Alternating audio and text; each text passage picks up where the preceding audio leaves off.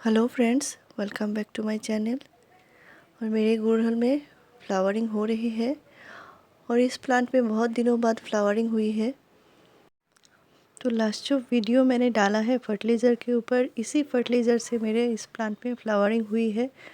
तो plant healthy था लेकिन फ्लावरिंग नहीं हो रही थी, तो इस फर्टिलाइज़र से मेरे प्लांट में फ्लावरिंग शुरू हुई है।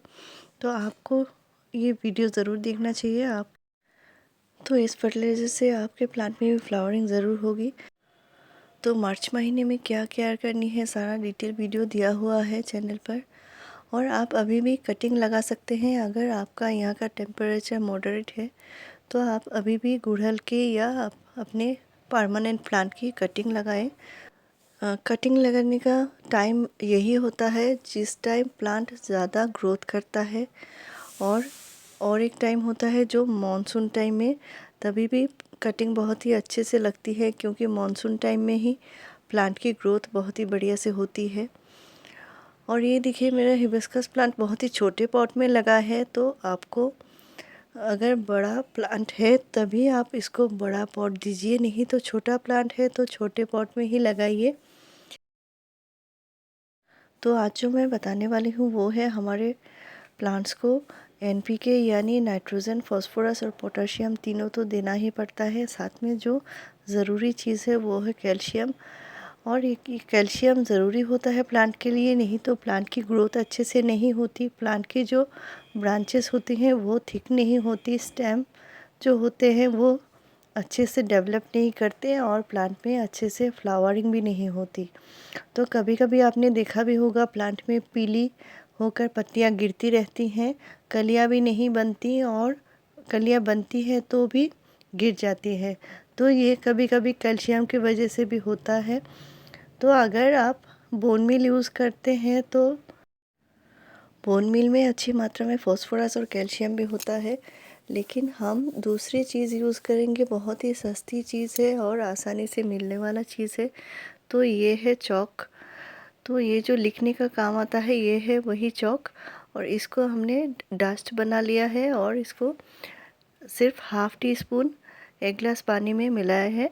और इसको प्लांट में देंगे तो इसको बहुत ही अच्छे से प्लांट ले पाएगा, क्योंकि हम इसे पाउडर के फॉर्म में दिया है और इसे पानी के साथ मिला दिया है, तो बहुत ही जल्दी प्लांट ले पाएगा।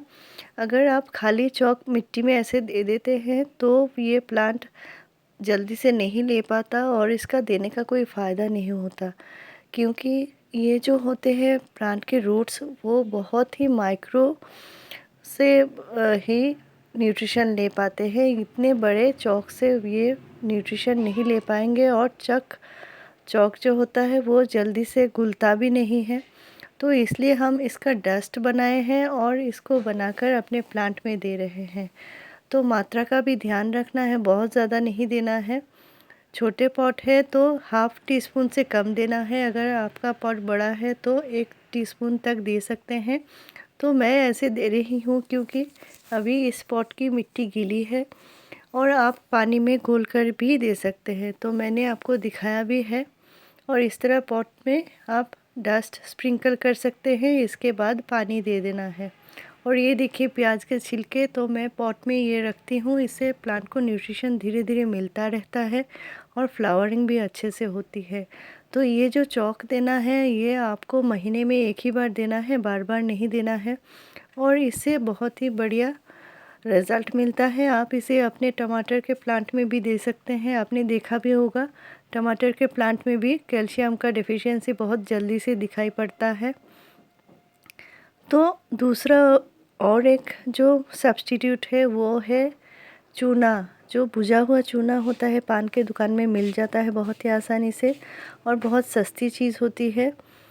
तो इसको आप अपने प्लांट में यूज़ कर सकते हैं। लेकिन इसका कुछ जो डिमेरिट्स है वो है, आप इसे बहुत ही कम क्वांटिटी में यूज़ करेंगे, बहुत ज़्यादा देंगे तो प्लांट में इसका नुकसान भी होता है।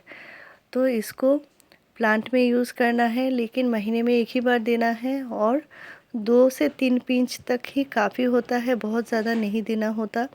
तो इसे आप ऐसे भी दे सकते हैं, या जब पॉट की मिट्टी बनाते हैं तभी आप इसे घोल कर दे सकते हैं। तो ये देखिए मैंने पॉट की मिट्टी में मिला रही हूँ। तो पॉट की मिट्टी में भी हाफ़ टी स्पून से ज़्यादा नहीं देना है। बहुत ज़्यादा देंगे तो इसमें जो नुकसान होने की चांसेस होती है।